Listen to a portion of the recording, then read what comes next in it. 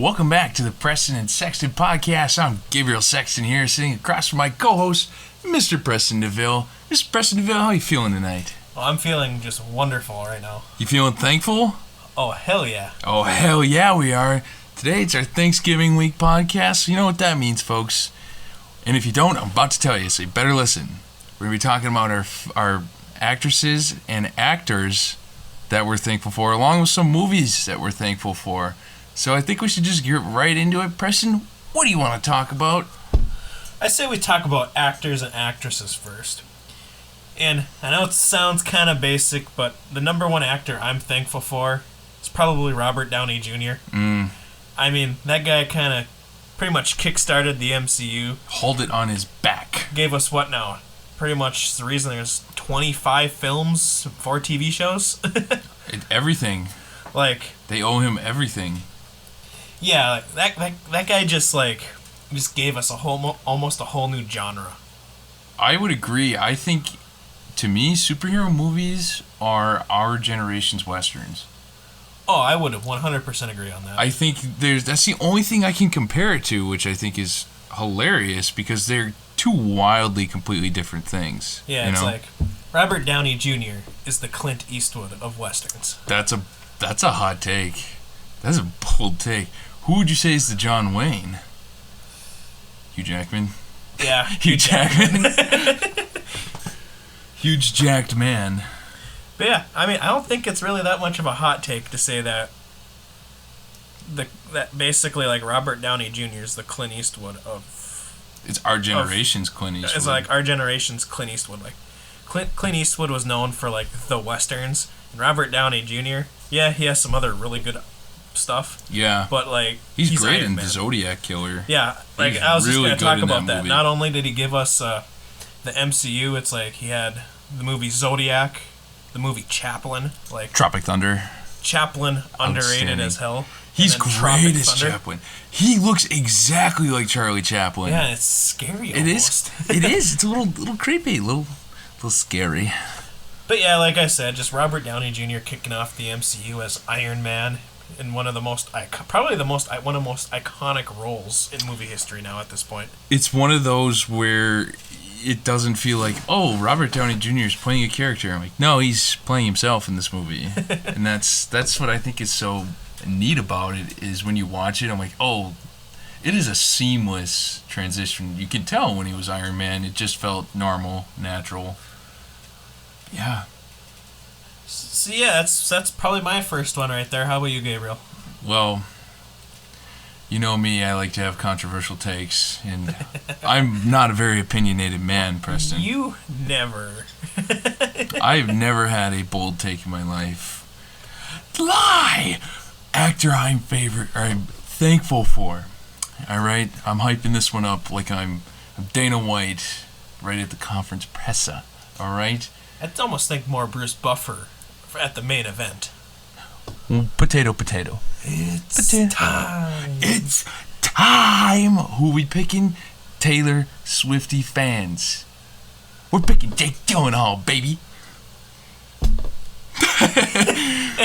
Swifties, don't cancel us, please. Please. We need your views. We need them. Preston was flabbergasted, hornswoggled at that. But Jake Gyllenhaal, unironically, hornswoggled? What does that mean? Flabbergasted? Okay, I was like, I don't know what the heck that means. He was like, oh my god, he picked Jake Gyllenhaal. No, he wasn't. He was like, yeah, he's pumping his fist. I mean, I like Jake Gyllenhaal. He's just in a lot of really good films. He is, and a lot of times, the funny part is the movies, like the really good movies he's in, he's the best part of them. Like Nightcrawler, he's terrific in. I forget what that movie on Netflix is where he's the 911 dispatch guy. Oh, I can't think of it. I can't think. We were talking about it earlier, but I watched it. I liked it. I like Jake Gyllenhaal. Unironically, I'll look for you.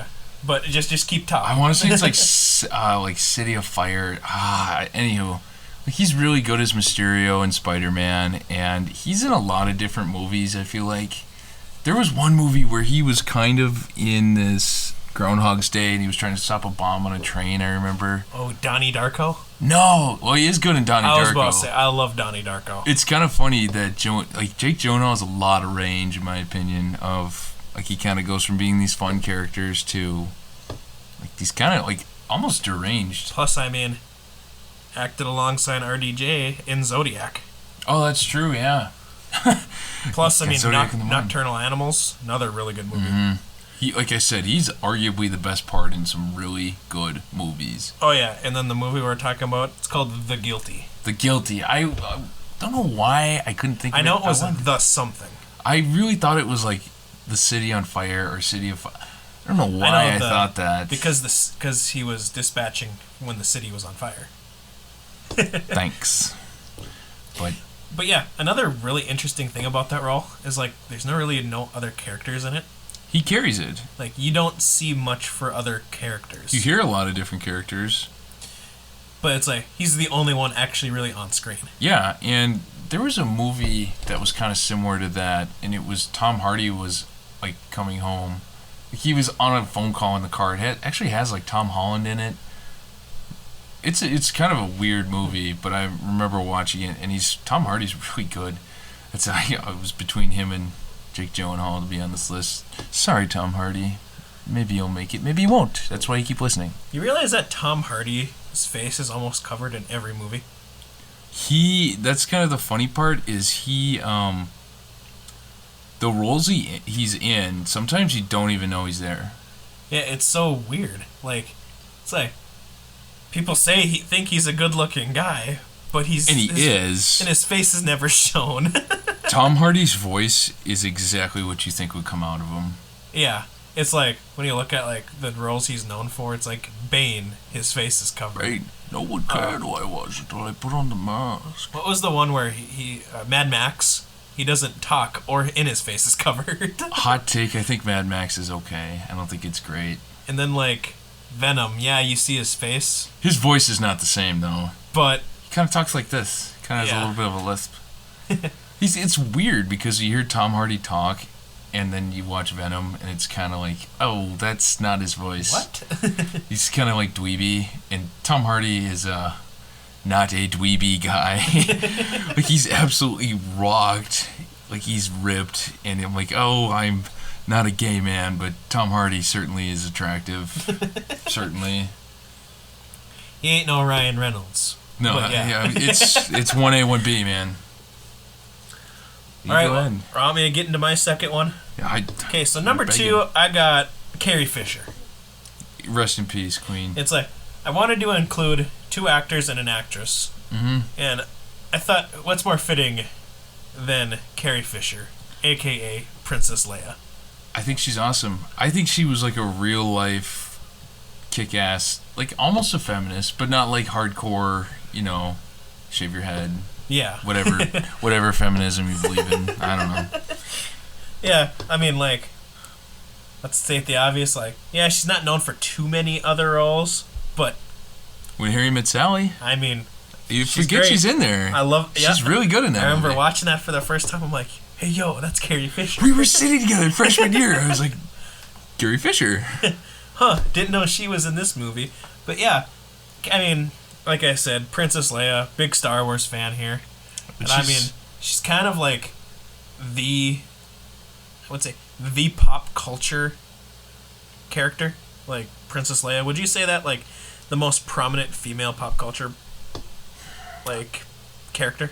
Probably in nerd culture. Yeah, definitely in nerd culture. I'm like, it's not even close. And I think what's so kick-ass about her as Princess Leia is she's not a damsel in distress. Like, it's funny in Empire Strikes Back, she's General Organa. She's not Princess Leia. She is like a full-blown general. And I think that's awesome. Like, she grabs a gun, she's like, let's get out of here, and starts shooting the vent. What are you doing? Saving your ass. Yeah. Type thing. You came in that bucket of bolts. Like, she's just kind of not like, oh, thank you for saving me. No, she's kick-ass. Yeah. I mean, she has some pretty good insults there. You half-witted nerd or nerf herder. Nerf herder. Oh, yeah. Scruffy looking, half-witted nerve herder. Who are you calling scruffy looking? So yeah, I got Carrie Fisher as 2, just mainly for her role as Princess Leia. I mean, can't really go wrong with Carrie Fisher. It's pretty hard. I think she's... It's hard to say. I think if she played Princess Leia now, I think she would have been way more of an icon. And, unfortunately, she passed very unexpectedly. And even now, as, like, in the new movies, they're kind of controversial, but she's definitely not bad in those movies. She's one of the characters that the sequels got right. Yeah, I'm like, I do like the fact, like I said, in the Empire Strikes Back, she's not Princess Leia. She's definitely General Organa. Yeah, and then just to find out that she later is strong enough to train to be a Jedi, and walked away. Yeah, and it's just like, nah, this ain't for me. I like that. I do agree that they got her right. They figured out this is how she was. That was one thing in the movies I really liked. Yeah, she's really like the only character from like the original trilogy that Disney got right in the sequels. I agree. We go on and on about Star Wars. We love Star Wars, but I'll just get into my actress I'm thankful for. Anya Taylor-Joy. Absolutely talented. If you ever watch The Queen's Gambit, she plays Harmon. She's a female chess player. She's great. Every role she's in knocks out of the park. Every time. It never fails. And she's absolutely stunning. Anya Taylor-Joy is stunning. Go ahead. What do you got? What do you got? You're eyeing me up. What do you got? Number 3, I also got Carrie Fisher's fellow co-star. I got Harrison Ford. I mean, this guy was just a straight icon in the 70s and 80s. Like, this guy didn't miss. I think he's a DILF icon. He is what every man should strive to be. Like, from Blade Runner to Indiana Jones to Han Solo to even his smaller roles like Branch Rickey in 42. Oh, yeah, true. He did a hell of a job in just in pretty much everything I've seen him in. And even to, like, his action films, like, what's the one where he's the president? Air Force One. Is it Air Get Force off my plane. And then he throws him off the plane. Greatest one-liner maybe ever. Get off my plane. So, yeah, I have Harrison Ford. Like, I haven't seen a bad Harrison Ford movie. No. The only one I can think of that he's kind of okay in is it's this movie called K-19 Widowmaker. He's, like, supposed to be this Russian general, but his accent is not very good. I have never heard of this, but I kind of want to hear Harrison Ford's Russian accent, so I might have to check it up after the show. I remember it. I remember watching it, and I remember I was like 14. I'm like, that's not... Is it as bad as Cate Blanchett's?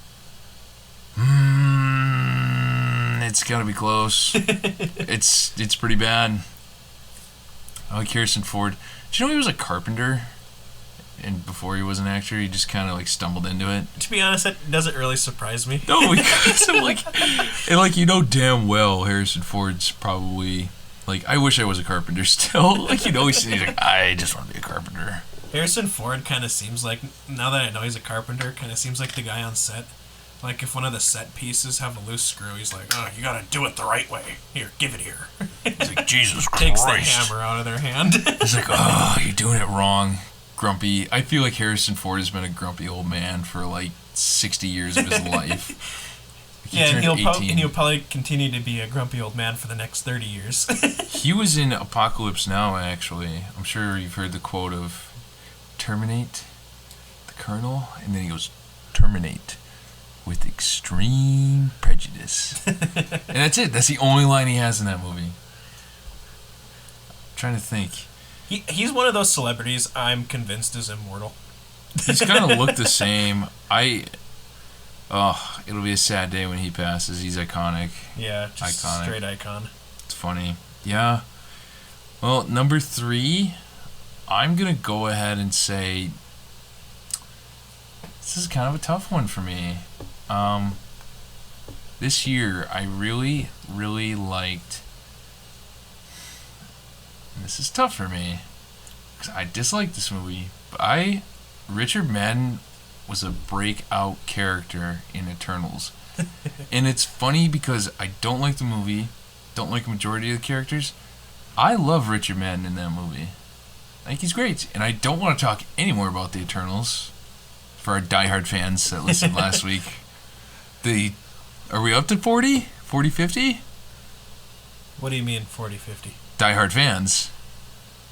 Probably. Probably somewhere, maybe. Yeah, probably. But yeah, I liked Richard Madden. I've liked him since he was on Game of Thrones. He was great as... Can't remember his first name. Stark. He was the little ruler? I don't know. I haven't watched Game of Thrones in a while. I was young. I'm no help because I've never seen Game of Thrones. Wow. At some point, we're going to have to change that. You're going to be enthralled until the last 2 seasons. You're like, what? What's going on here? All I know is that of the last 2 seasons is that Aaron Rodgers was in it for like 10 seconds. I never saw him. For like 1 second, and he was burnt alive by a dragon. I tried to find him, and I never found him. I tried to find him, and I just couldn't. Although, there's a weird cameo by Ed Sheeran in there, and it's very weird. Like, it's a soldier that's singing, and they walk over, and it's Ed Sheeran. Like, oh, okay. Yeah, it's just like this random soldier with just bars. Like, they literally, like, they have the camera on the side of his head, and then he goes, hi, and, like, looks right into the camera. I swear to you, it's really disturbing. Gave me nightmares. Ed Sheeran is my sleep paralysis demon. So I'm going to get into my 2 honorable mentions. I have 2 of them. For my honorable mentions, I have Will Smith and Scarlett Johansson. And no, it's not Scarlett Johansson just because of Black Widow. I mean, I think she's like awesome. Everything she's in is good. Jojo Rabbit. I never saw it. I wanted to see it. It's pretty good. Okay, yeah. And Taika Waititi. The Marriage Story. Oh, yeah. Kind of my guilty pleasure movie. Like, her and Adam Driver were just amazing in that movie. I would agree. I hated her character, but still, she did a hell of a job on that. And then Will Smith, I mean, probably another just icon from our modern, just a modern day icon. Like, everything that guy is in is good. The Pursuit of Happiness. Men Muhammad in Black. Muhammad Ali. He was Muhammad Ali in Ali. Great. He's in that new movie King Richard. Haven't seen it yet. It looks like it's going to be good. But it's a movie I want to see. I mean, even like no, he wasn't in. Yeah, he was. He was Independence. He was. Yeah. I Am Legend. How could we forget about I Am Legend? That was a movie I recently. Not recently. I watched it a couple years ago. I liked that movie. And then my personal favorite, a role of his, was Bad Boys. Oh yeah, like Men in Black. In Bad Boys he's great, and he just doesn't age. He looks pretty similar to the way he looked 30 years ago. I swear to God, that guy's been 45 for 20 years. I swear, yeah. He plus I like him. He has range. Like, he can be a super serious actor and then be just a funny guy. Yeah. And then he could be an action star. Yeah, I think that you got to say something for that. Like, if you imagine telling someone in the 90s, like, yeah, the Fresh Prince of Bel-Air is going to be like an Oscar actor. You'd be like, what? No way. What? The rapper? You're like, yeah, it's going to happen. It's like that scene in Back to the Future. Oh, who's the president? Ronald Reagan. Oh, the movie star? Yeah. Oh, yeah. Gotta love it. But yeah, it's like, Will Smith's range is just nuts. Like, he can go from playing like a goofy like action star in Men in Black to like The Pursuit of Happiness, like a super serious kind of almost depressing movie. I agree. Up until the end, at least. Yeah, you gotta hand it to him. Will Smith, top of the morning. Plus, he doesn't have to cuss to sell records. That's true. Yeah, he don't gotta. If I had to pick 2 honorable mentions, it was gonna be Hugh Jackman, but I decided to change it last minute. What? Tom Hardy. I was rewatching The Revenant the other day. He is just a prick in that movie. Tom Hardy in this movie has 0 redeeming qualities. I'm not gonna lie. I haven't seen The Revenant. If you do, you get a treat. You get Leonardo DiCaprio as Hugh Glass, and you get Tom Hardy as Fitzgerald, and he's he's the villain of the movie, and it's a treat. I still can't believe that was Leo's first and only Oscar right now. I rewatched him in this movie. My only con with this movie is it is kind of boring sometimes because there's not a lot of like stuff going on sometimes. Yeah. Where it's like, oh, I don't want to watch Leonardo DiCaprio crawl for 2 minutes. Yeah, I think that's amazing that he's doing that, but wow. I heard that he ate like a deer liver, like a raw deer liver. He on did. set. He almost died of hypothermia too. Like, this man wants himself an Oscar. That man wanted an Oscar so bad. He did. He really did. That's gonna have to be a future episode where we talk about just all the movies and roles that he was snubbed for at the Oscars. I really think him as Jordan Belfort in The Wolf of Wall Street was the biggest snub. Because you rewatch that, and he's amazing in that movie. Do you know who won the Oscar that year? 2013. 2013/14. I want to say it might have been Ryan Gosling for The Big Short. I almost want to say McConaughey. McConaughey maybe for Dallas Buyers Club.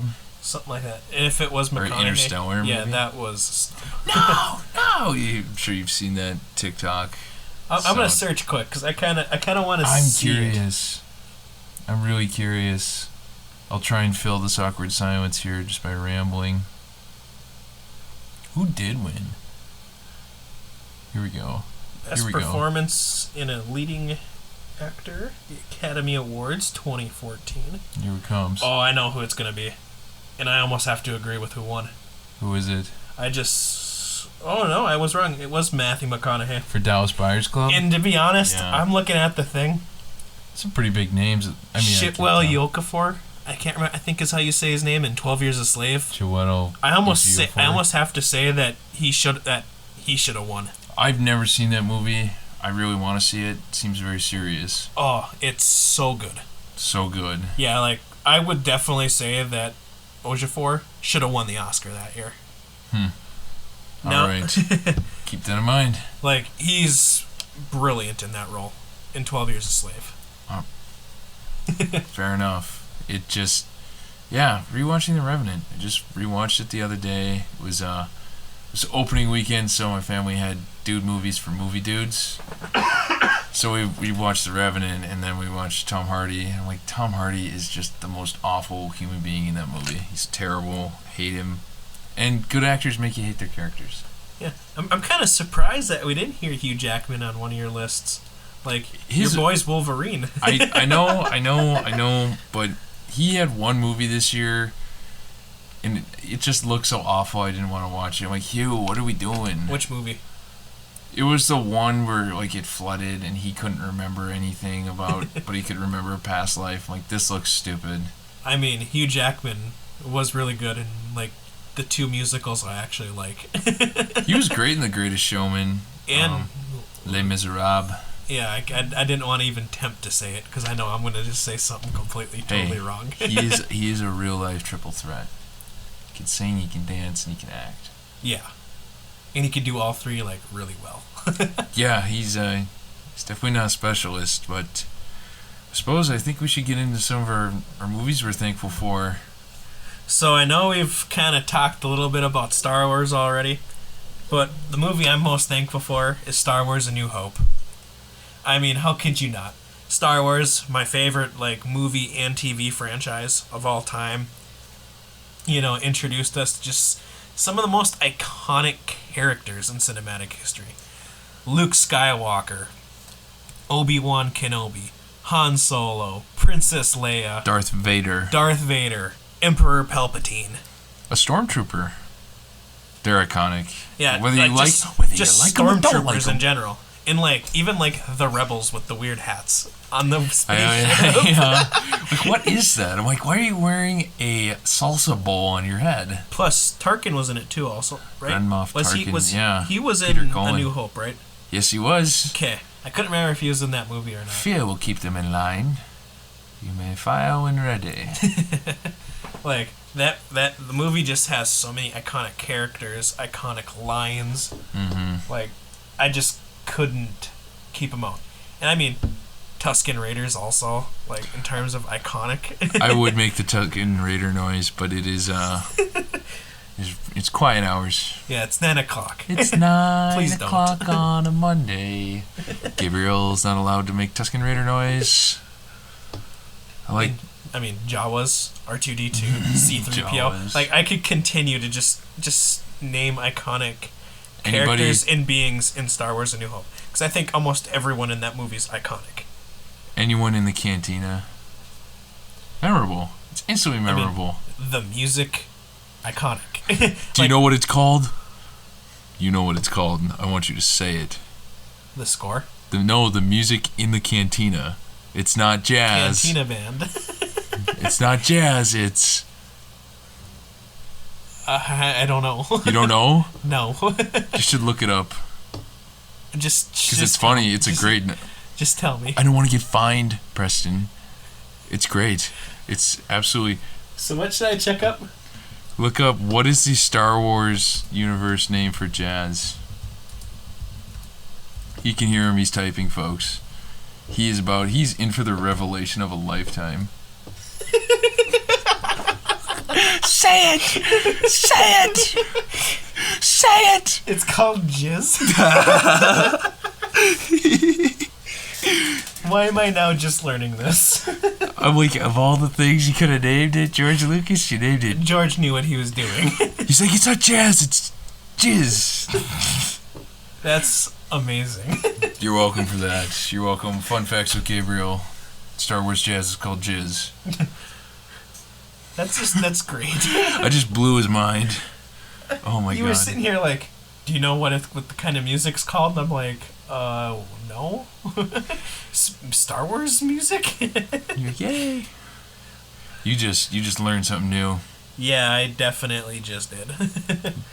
What can I say except it's jizz. All right, Gabe. What's your like movie are you most thankful for? Again, this is coming off a dude movie weekend. I watched this movie called Tombstone, and I'm thankful because it gives us Val Kilmer as Doc Holliday, and he has the weirdest way of talking, but it is so memorable. Like, he talks, and you just listen. Like, at one point, it's a Western. It's pretty violent. You got Kurt Russell as Wyatt Earp, and he's pretty awesome. But there's a couple scenes that Val Kilmer just steals. Is that the one where Kurt Russell destroys a guitar? I think he does, yeah. Yeah, so if it is, fun fact about that, like, that guitar was like a super expensive rare guitar that was in a museum. Oh my. And they were the prop guy was supposed to swap it out for a model of it for him to destroy. Well, the prop guy never did. So they did, like, Kurt Russell, like, destroyed, like, this very expensive and rare guitar that was loaned out to them by a museum. Oh my goodness. It's just him just bashing in this guitar. Probably looked around as everyone on set was horrified, and he's like, what? What did I do? Yeah, pretty much. Like, this was, like, worth tens of thousands of dollars, I guess. I like this movie mainly because it delivers some awesome one-liners. There's a point where Billy Bob Thornton, who is unrecognizable in this movie because he's chubby, and like it looks like a guy pretending to be Billy Bob Thornton, but he like grabs him and it's Wyatt Earp, and he goes to reach for his pistol, and Kurt Russell goes, "Come on, skin that smoke wagon!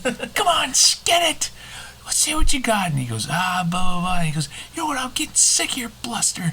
Jerk that pistol!" And then he shoves him down. But Val Kilmer, there's a part where he comes in and he goes to duel this guy that's supposed to be head gunslinger. Doc Holliday's top 10 gunslinger ever. Hot take. But comes in and he goes, "Why, Johnny Ringo, it looks like someone has walked over your grave." Memorable. And I'm your Huckleberry. Classic. Love that movie. So for me, the second movie I'm most thankful for is I got The Lord of the Rings: Return of the King. Like, Outstanding. to me, this is like probably the best end to a trilogy of all time. You could maybe claim maybe the best ending to a story. Like, for trilogy-wise, it's kind of an issue always ending a trilogy. Like, it always seems like the third one is always the worst. Yeah. Well, they don't want to end it. Yeah, it just usually it just doesn't pay off as much as it's supposed to do. Like, look at like the Star Wars sequels. Yeah, Rise of Skywalker. Rise of Skywalker was pretty bad. I mean, which is ironic because Revenge of the Sith is the best out of all the prequels. I mean, it's not even The close. Godfather, the Never third seen one, it. Never seen it. Terrible. Or I guess I wouldn't say terrible, but it's not up to standard with the other two. I wouldn't know. I won't have an opinion. Yeah, it's just this is just ending a trilogy just done right. Just right. Like, in my opinion, it's the best Lord of the Rings movie.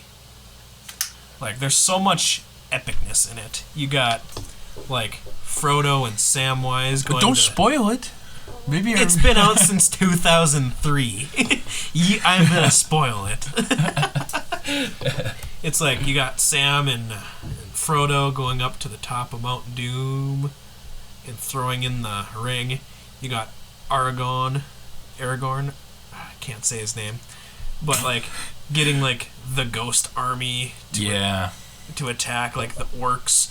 You got like Legolas and Gimli. Gimli. Gimli, yeah. Like having a conversation, like having a little competition between the two on who can kill more. That still counts as one. He kills the mama kill. It has like Thanks, Cable. It has an amazing score. Like the music is just amazing in it. The characters are amazing. The giant eagles. Bala. You got like the giant trees. Yeah, the Ents. Yeah. Oh yeah. I haven't watched that movie in a while. Oh, I just love Return of the King. It's hard not to. I remember watching it. I remember being obsessed with Lord of the Rings when I was in like 3rd grade. Oh, what, you're saying you're not obsessed with that anymore? I haven't seen them in a very long time. Because I'm still obsessed with it. I just haven't seen them, and I remember liking them. I just haven't gotten around because they're kind of time consuming. Yeah, and plus for like a movie that has like a lot of special effects, the effects are still good today. Holds up pretty well, you think? Okay. Oh, they still hold up very well. Like it still looks amazing, visual wise. I'll keep that in mind. Like, you kind of watch all these older movies and the special effects are like, ooh. Yeah. Even ones from like the early 2000s, you're like, Jurassic Park sticks out in my mind. That was kind of like, you kind of look at it now, it's like, that's bad. Lord of the Rings is not one of those. Like, it's still one of those like visually appealing movies. I would agree. Yeah, I remember rewatching E.T. I shut that off in 20 minutes. I'm like, this is awful. To be honest, I wasn't a fan of E.T. No, I don't get the hype around it. It's a boring story. It doesn't look good. I don't like it. It's that simple. I don't like it. I remember watching it, got 20 minutes in, shut off. I'm like, this is terrible. To me, it's definitely one of the most overrated movies in cinematic overhyped. history. But we're probably going to talk about that on a future episode, so we probably don't want to spoil it. I will give a hint, though. I do think Jurassic Park is pretty overrated. I think it's good. You've officially crossed the line now, buddy. I just don't like it. Then the song makes it epic already. Just the theme song. We are entitled to our opinions. You're allowed to have yours. I'm allowed to have mine. Was it my turn or your turn? I don't even remember. Oh, it's your turn. Oh, it's my turn. Well, a movie I'm thankful for this year that came out this year in 2021. It's a movie called The Mitchells vs. the Machines. It was a Netflix special, and it's just really good. There's moments that really make you almost tear up, and I definitely did. I'm not ashamed of that. There's a part in there where there's definitely some tender moments in there. It's also funny, has like a good message about just kind of sometimes your family's crazy, and hell, you just gotta lean into it, Preston. Just lean into it. And there's some pretty big names in there. Danny McBride's in there. Maya Rudolph is as well. Eric Andre. It's a great movie. It's by the Sony Animation. So it's the same people that did Spider-Man in the Spideyverse. I will say, with like Netflix originals, like they're popping out some pretty good movies. Like, you know, kind of like when they first started, it was like, okay, they're kind of just meh movies. Yeah. Now they're kind of popping out some really good movies. And Irishman. some even, like, critically acclaimed and getting, like, nominated for Oscars. I agree. Like, it's kind of awesome to see. It is. It's like I don't even know how you classify Netflix. It's like it's its own separate entity from everything. Yeah, it's almost, it's like it's a streaming service, but they also create content. Right, and the content on there, I'd argue, is pretty quality. It's better than a lot of things that like networks are going to trot out. One of my favorite Netflix originals is F is for Family. It's got Bill Burr in it. Oh God, hilarious! I remember it's a show about a family in the '70s, and I remember my dad watching. His phone rings at the table. Bill Burr's character, he loses his mind in 1974 or whatever year it was. I remember my dad telling me, he's like, "That's how it was." Yeah, like there was a movie, a Netflix movie, I kind of teared up watching this year. It was Fatherhood with Kevin Hart. I haven't gotten around to watching it. It's a tearjerker. Okay. Like, you kind of usually associate Kevin Hart with, like, Dwayne The Rock Johnson. Not really serious films, just there to make you laugh. Yeah. Well, he generally makes you tear up in this movie. You know, and that he could be our generation's Will Smith. Hot take. I mean, hot take. He's putting out roles, like pretty iconic roles. But like, it's like with Netflix originals, you know, they have now like Cobra Kai, like the newer seasons of Cobra Kai. Haven't seen it. I love Cobra Kai. And you got probably my favorite TV show ever, Daredevil. Yeah, I do like Daredevil. They made Daredevil. I mean, I don't like it personally, but Tiger King, like, I mean, it was a global thing. Yeah, and even like Squid Games, like, haven't seen it yet. Like, they put out just movies that like just catch the public attention. Cultural phenomena. And like an actress you were talking about earlier, The Queen's Gambit. That one, I'm pretty sure that won like best. Wouldn't that win a? I want to say it won the Emmy for like best show, pretty much. Probably did. I mean, they just know how to make stuff, like especially TV shows. Like, they just know how to do it. I agree, and I do like the fact though that these streaming services they have their own original shows, and Hulu has some good shows. Invincible. In particular. Yeah, Invincible, The Boys. You need to watch The Boys. If you like Invincible, you'll like The Boys. I was about to say, I was a big Invincible fan. I remember my brother watched it, and he was like, "Oh, it's really good." Brother Caleb, future guest. The legend, Brother Caleb. Oh, yeah. He's probably not going to listen to this, even though I told him to watch it. But, yeah, I remember he was telling me, he's like, "Yeah, you should watch Invincible. I think you'll really like it." I was like, it looks like a cartoon. It looks like, stupid. My dad doesn't like cartoons, like doesn't really watch like anime or anything like that. Yeah. He liked Invincible. I keep telling my dad, I'm like, "You're going to like it." He's like, "It looks like a cartoon." I'm like, I said the same thing. Yeah. I said the same thing. I liked it. I was like, "Dad, you like Rick and Morty." My dad likes Rick and Morty. Oh, yeah. Like, he'll watch it with my brother. And it's like, "Dad, okay, it's my turn for you to... I have a show for you to watch now. It's a cartoon. We're going to watch Invincible." And he's like, "I don't want to watch that." And then we watched the first episode where Omni-Man basically kills the whole... He bodies them. He kills the whole superhero team, and my dad's like, "Ooh, I kind of like this." Yeah. Like, just brutally murders basically the Justice League. Yeah. What are they called? Not the Seven. I'm thinking of the Boys. The Global... Guardians of the Globe. Yeah, something like that. It's like, I want to say. It's basically the Justice League with different names. Yeah, I tell you, that show is perfect because you really don't know what's going on. And this is what I like. This is what I really like. I don't like to know things before characters do. Yeah. And like, you kind of think like, oh, maybe he's not evil. Maybe he was taking control, blah, blah, blah. No, he's just a piece of shit. Plus, I mean, it has J.K. Simmons. J.K. Simmons' Omni-Man is terrific. Like, probably one of my favorite voice acting performances. He got ripped to do it because he says he doesn't want to pretend. He's like, "I want to be in the role." What's 20 more years? What will you have, Mark? What will you have? Yeah, Invincible. Gotta love it. So we talked about... we get off track. But The Mitchells vs. Machines, great movie. Highly recommend. So the movie that comes out this year that I'm most thankful for, it's kind of basic, but Spider-Man No Way Home. I mean, like I said, Spider-Man, like I said in an earlier episode, Spider-Man's my favorite superhero. He will always be my favorite superhero. And Tom Holland is my favorite Spider-Man portrayal. But, even... It's pretty much guaranteed at this point, but Andrew Garfield and Tobey Maguire both coming back in a movie as Spider-Man is just like...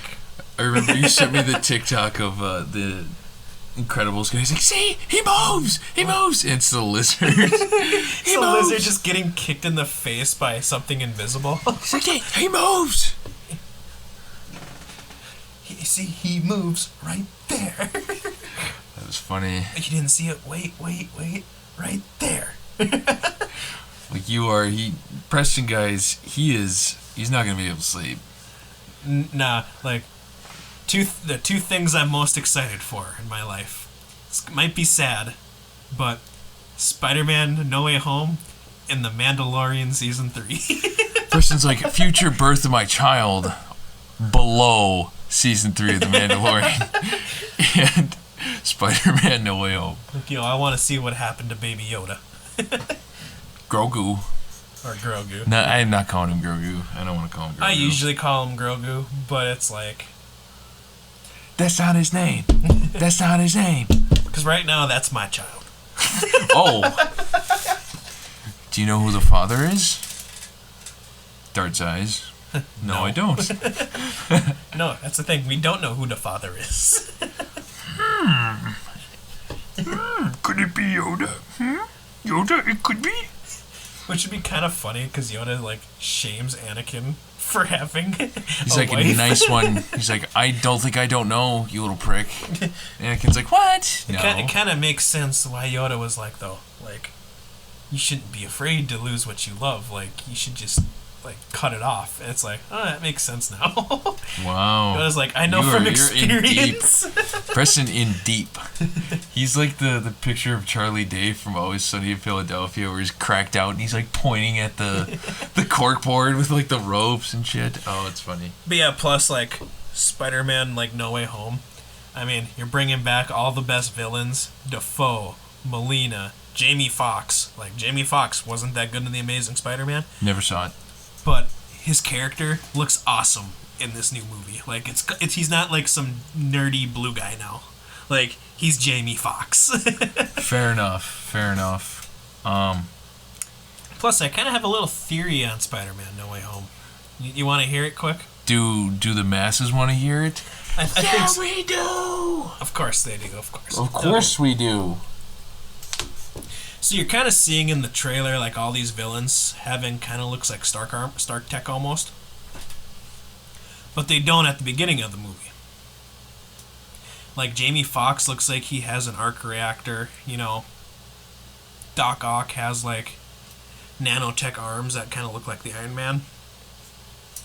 What I think's happening is that they're almost morphing into something that would fit to the MCU. Just kind of changing randomly almost. Okay. Do you think that's because they're in an alternate?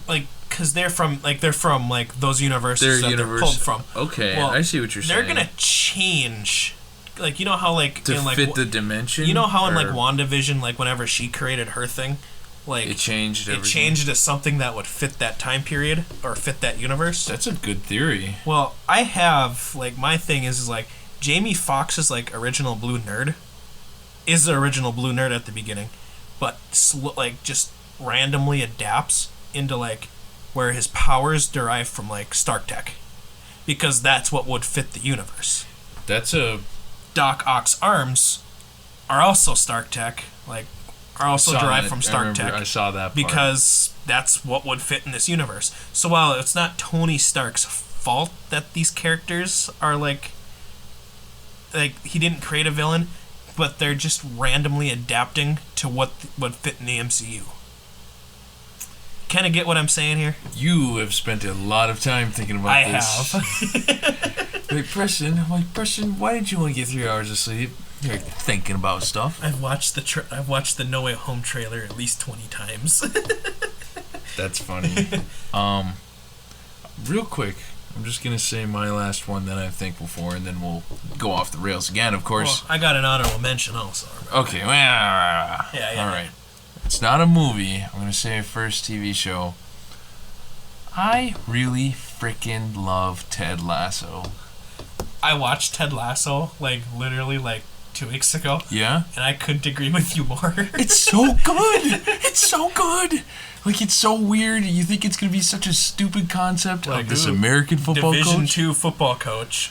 Yes. All of a sudden just takes over a Premier League team.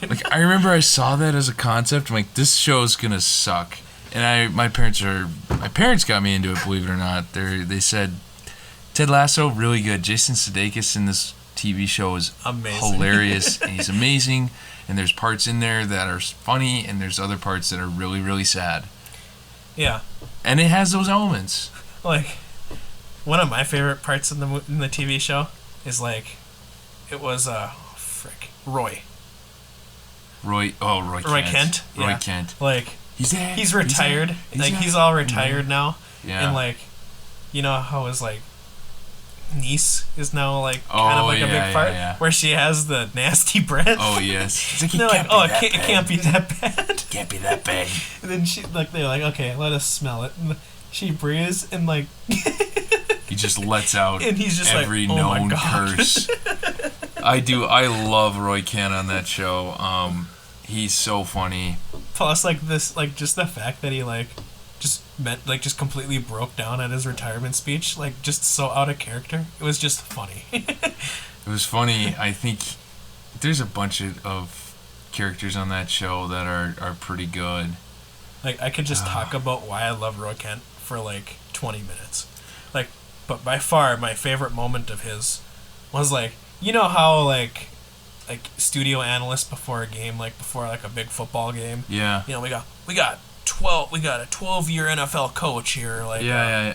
Well, Chip Kelly, and he's just screw Chip Kelly. Yeah. Continue. Everyone acts oh, Chip Kelly was so great. Roy Kent was up there with this Premier League coach, and he's just dude, you weren't a good coach. He's he was going in on him. Just God. Completely just starts swearing and just speaking his mind on television, and everyone else is loving it, but the studio people are just mortified. I don't know the actor's name that plays Roy Kent in that, but he does a great job because he's so funny, and Jamie Tart and him together, just polar opposite characters, and they work. Yeah, they work.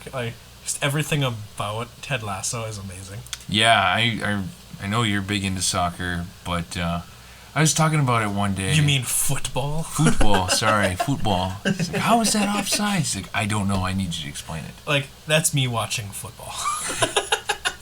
Fair enough. How did literally the other day I was how does offsides work?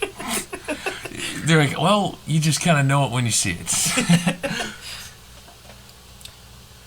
But yeah, and another thing that's just great about Ted Lasso is the soccer scenes look like actual soccer. When you watch when you watch a football when you watch a football movie, and it's they're the game footage is just terrible. Yeah. Or High School Musical, the basketball scenes. Oh just, my, yeah. Just terrible. They're awful, yeah. Well, in Ted Lasso, they're actually good. And that's a big issue with a lot of sports movies. Is that just the game footage is just terrible. Or the score will be completely out of whack. It'll be 52-0 going into the half. Those people in the stands, they're behind you. We can do this. We can come back and win this. It's nah, you're done, coach. Bro, we already in running time.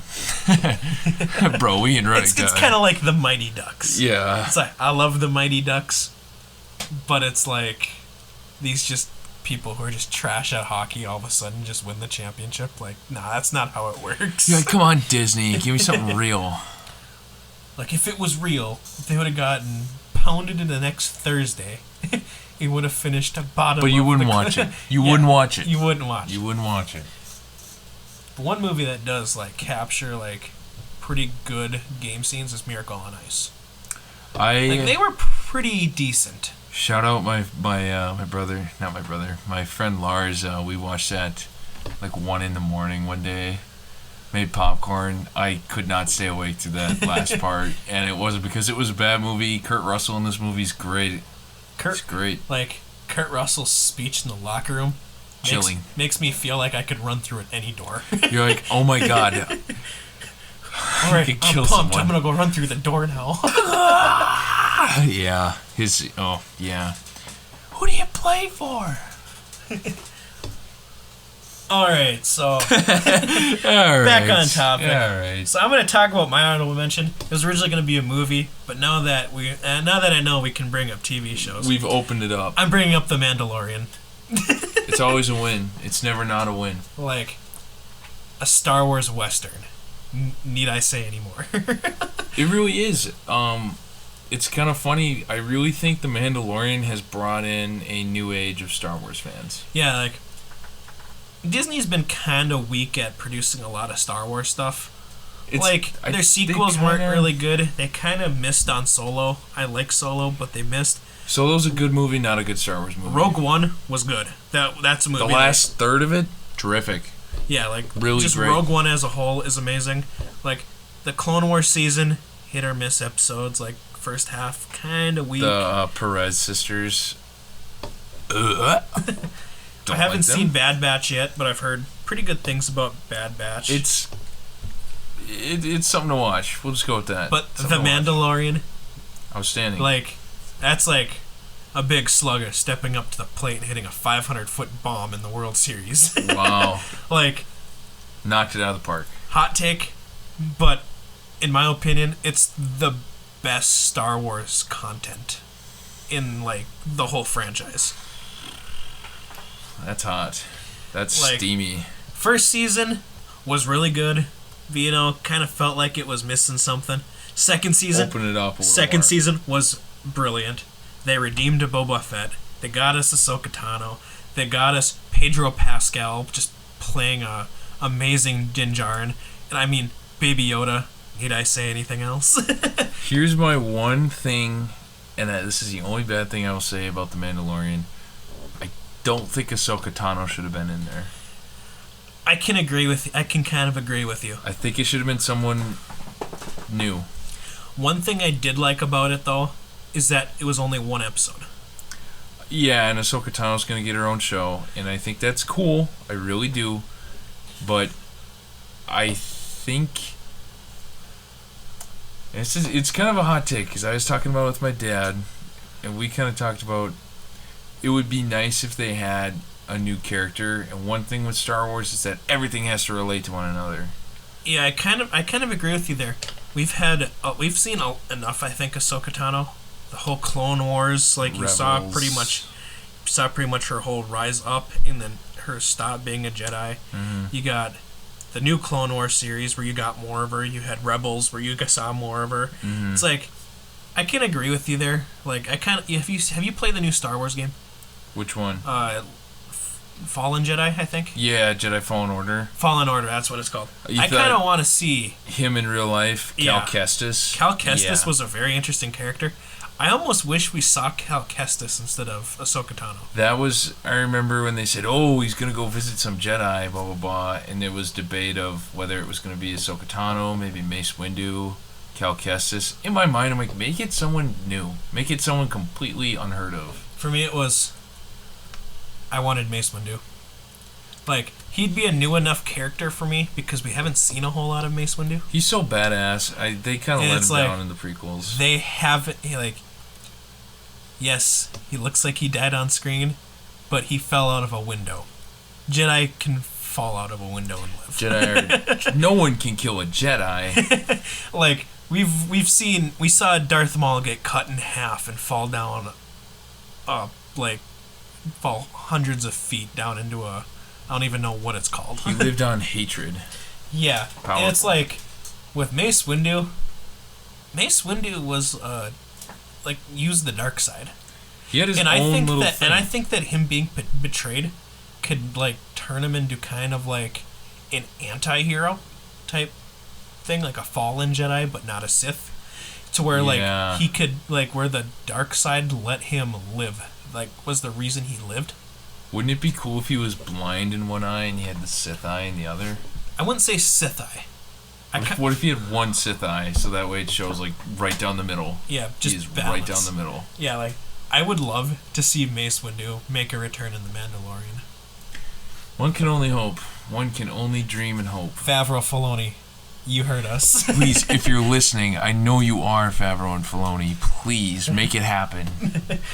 We want more Mace Windu. Samuel L. Jackson, he says he wants to come back and do it. He says he would like to. Yes. I would like him to. And I mean, like, what a better return would be him helping train young Grogu to use both the light and dark side. This is tough. This is the biggest flaw of the Jedi. Being afraid of using the dark side. Well, what if like Luke's New Order, or like even like a Mace Windu New Order, not like a main order, but like where he trains like a cult, like almost like a side cult, yeah, of just like dark and light side users. We are nerding out. You can't tell me that wouldn't be amazing. I think it would be. Like all the women just completely shut off our podcast. They're like, we're done. We're done here. But yeah, it's. See, here's the thing. I think season 3 of The Mandalorian is gonna be good, but it's going to lack Baby Yoda, and it's gonna be a bit of an issue. Which is kind of fine with me though. He's set to go do his own thing. He's gonna go do his own thing. Yeah. We're probably gonna get a few shots of him, throughout the thing. Curious. But I like how they're gonna put the main focus on Din Djarin, and I love how now he's technically the rightful ruler of Mandalore. Yeah, like, why don't you take it, Bo-Katan? Like, this man just wanted a little bounty, and now he's the rightful rightful leader of Mandalore. Talk about a hard week, man. Like, this happened in the span of 4 days. Like, I don't trust, what's her name? Bo-Katan? Bo-Katan. I kind of didn't, like, Bo-Katan kind of rubbed me the wrong way in this one. It's kind of weird. Because, like, she claims to be the rightful ruler of Mandalore, but she's really not. She never beat Darth Maul. Maul we really gonna go into the rules. We're gonna go into the rules of Mandalore. Like, that one, I can't remember the other Mandalorian's name, but she snuck Pre on, Vizsla, who's actually Jon Favreau. Stole the Darksaber and gave it to Bo-Katan. Like, that's not how Mandalore works. And then for her to get beat by, God dang it, what's his name? Grand Moff. Yeah. Gideon. Moff Gideon. Moff Gideon, yeah. And for her to get beat by Moff Gideon, it's kind of embarrassing for a Mandalorian. Like, Moff Gideon's cool and all, but he's not a Mandalorian with Mandalorian armor. So for Bo-Katan to then lose the Darksaber to her, and then Mando to actually win it in combat was great. I did like that. One of the things I thought was weird is she's kind of like, the rules are just the rules, or whatever. And then she doesn't want the Darksaber. And it's like, you can't really tell that to Din Djarin, who, yes, is starting to kind of loosen up on the rules of Mandalore. But, like, he's still, like, a pretty extremist when it comes to the rules of Mandalore. I would agree. So I think he'd be almost a perfect character to rule, because he's allies with both, like, the extremists and, like, the more the loose interpreters, and the hardcore interpreters. Yeah. Wow. Let's just call them the Catholics and the Lutherans. Yeah. Bam. You're like Mando's grievances stapled right on the door of what's left of the Razor Crest. Oh, God. Oh, well, we just went on a complete Mandalorian trail. And I loved every minute of it. I know. Preston, I could see it in his eyes. He was drooling, waiting to get to the Mandalorian.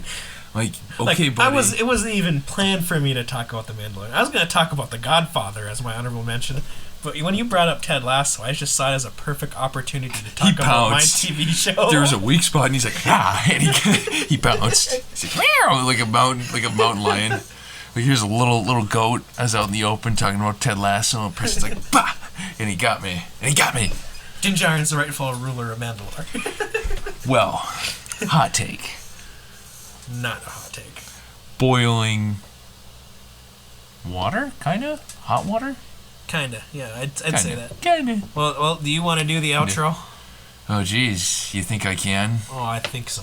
Okay, well... It's like, this is your episode. I'll let you do the intro and outro. Oh, okay, well, next week it's gonna be your episode. Yeah, okay. That sounds good to me. Here we go, folks. Me. Please be sure to subscribe to us on YouTube. Hit that follow button on Spotify. And folks, we're thankful for you. If you got friends or family that you think would be moderately interested in anything we talk about on here, send them our way. Yeah, screw football. Screw football on Thanksgiving. Listen to the Prestin Sexton podcast. Yeah. They're going to be like, oh, the Detroit Lions are losing a football game. It's like, it's the Detroit Lions and Chicago Bears. Nobody cares. Just turn on Prestin and Sexton. Can't wait for the Jared Goff, Andy Dalton duel. That is going to be a QB duel. So it's like, it's almost better to watch the Prestin and Sexton podcast. Yeah, they're like, oh, Thanksgiving is Thursday. I'm like, no, actually, the 4th episode of Prestin and Sexton comes out. Dugenheimer. Yeah, so just screw football, listen to the Prestin and Sexton podcast. They're like, oh, how will I cope with my family? You're like, bam! Prestin Sexton podcast. Bam! Like, nothing unites families like two guys talking about the Mandalorian. They're like, and they're doing it! They're talking about it! Well, I think that's a great place to end. Folks, good night. Good luck.